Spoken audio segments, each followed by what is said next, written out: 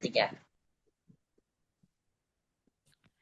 Assalamualaikum warahmatullahi wabarakatuh. Sebelumnya perkenalkan saya Muna Muslimah INPM 21220106 perwakilan dari kelompok 6. Di sini saya dan teman-teman akan presentasi IS2 tentang terapi kelompok, yaitu nama kelompok 6.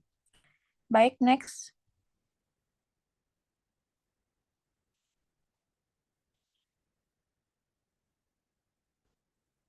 Oke, bisa di next, Mbak. Berikut nama anggota kelompok 6. Yang pertama ada saya sendiri, yang kedua Muhammad Zarkasi, yang ketiga Nur Indasari, yang keempat Nurul Hidayah, yang kelima Putri, yang keenam Putu Aprinasri Devi, yang ketujuh Saptika, yang kedelapan Sabrina Revita Belladonna, yang kesembilan Sopiatun Hasana, yang kesepuluh Sri Fauzi, yang kesebelas Ratna Oktiara, yang kedua belas Rizky Yulianisa, yang ketiga belas Lutfi Dwi Nugraha. Baik, next Mbak. Latar belakang yaitu manusia diciptakan sebagai makhluk sosial dan inilah yang mendasari mengapa seseorang yang sedang dilanda stres tidak perlu sendirian. Terapi biologis adalah merupakan salah satu alternatif pengobatannya sesuai dengan namanya. Sistem terapi ini dilakukan dengan sekelompok orang dalam satu sesi, bukan satu per satu. Selain itu, terapi ini bisa membantu kita mengembangkan kemampuan berinteraksi dengan orang lain. Kelompok kecil ini bisa menjadi gambaran masyarakat secara umum dan belajar bersosialisasi dengan anggota kelompok tersebut. Bisa membuat kita membangun hubungan di luar kelompok. Selain itu, anggota kelompok yang mempunyai masalah sama juga bisa saling mendukung. Bahkan, mungkin bisa menawarkan saran berkaitan dengan masalah yang kita alami.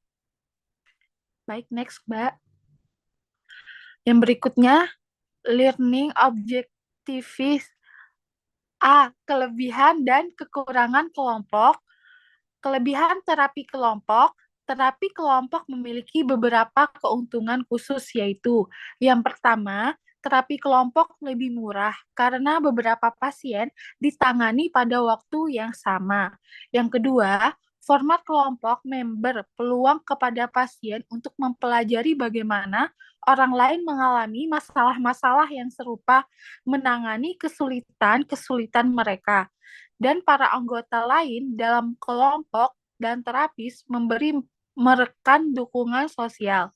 Yang ketiga, terapi kelompok kemungkinan terapis menggunakan sumber daya terbatas. Yang keempat, terapi kelompok dapat memberikan sumber informasi dan pengalaman hidup yang dapat ditimba oleh pasien. Baik. Selanjutnya, untuk kekurangan terapi kelompok yang pertama ada semua kelompok cocok atau tertutup masalah verbal, interaksi. Yang kedua, peran terapis menyebar, menangani banyak orang sekaligus. Yang ketiga, sulit menumbuhkan kepercayaan atau kurangnya personal. Yang keempat, klien sangat gantung dan berharap selalu banyak pada kelompok. Yang kelima, kelompok tidak dijadikan sarana untuk berlatih. Yang keenam, membutuhkan terapis yang terlatih. Next. Untuk selanjutnya itu faktor terapeutik pada terapi kelompok. Kelompok memiliki 11 faktor terapeutik spesifik yang bermanfaat untuk klien seperti pembangkitan harapan, universalitas, kekayaan informasi, alturis, pengembangan teknik-teknik bersosialisasi, memunculkan perilaku imitif, pembelajaran interpersonal, kohesi fit kelompok, kesempatan karasis yang besar, dan faktor esensial. Untuk yang selanjutnya itu jenis terapi kelompok. Terapi kelompok adalah salah satu jenis psikoterapi yang memiliki sekelompok orang dengan masalah atau pengalaman yang sama. Berikut adalah beberapa jenis terapi kelompok yang umum. Yang pertama ada terapi kelompok psikoedukasi, yang kedua terapi kelompok interpersonal, yang ketiga terapi kelompok kognitif perilaku, yang keempat yaitu terapi kelompok pengalaman, dan yang kelima yaitu terapi kelompok dukungan. Next.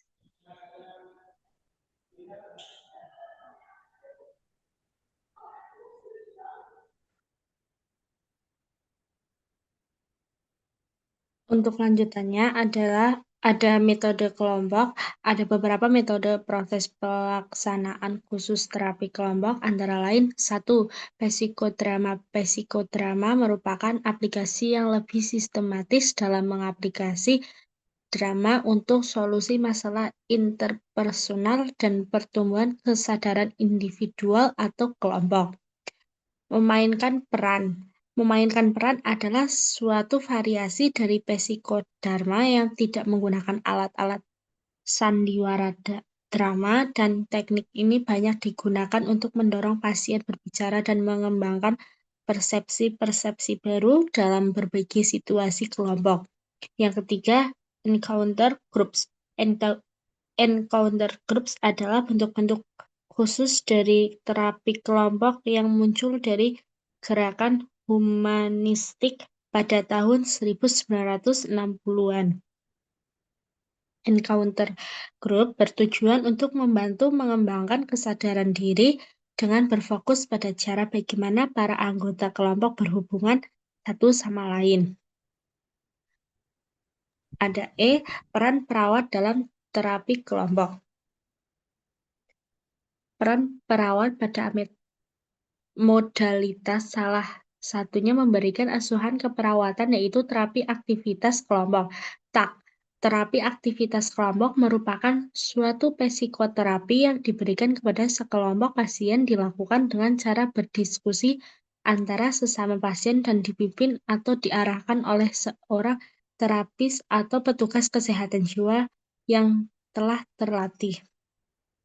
Peran perawat dalam terapi kelompok mempersiapkan program terapi sebagai leader and co-leader, 3 sebagai fasilitator, 4 sebagai observer, 5 sebagai evaluator. Baik, selanjutnya prosedur terapi kelompok. Langkah-langkah terapi kelompok dengan teknik psikoedukasi meliputi yang pertama, observasi dan pengumpulan data. Yang kedua, menentukan target perilaku. Yang ketiga, identifikasi prioritas.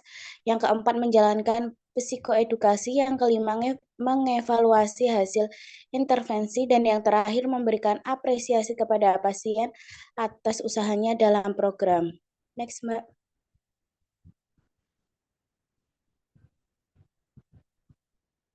Sehingga dapat disimpulkan dengan mengikuti terapi biologis merupakan salah satu alternatif pengobatannya.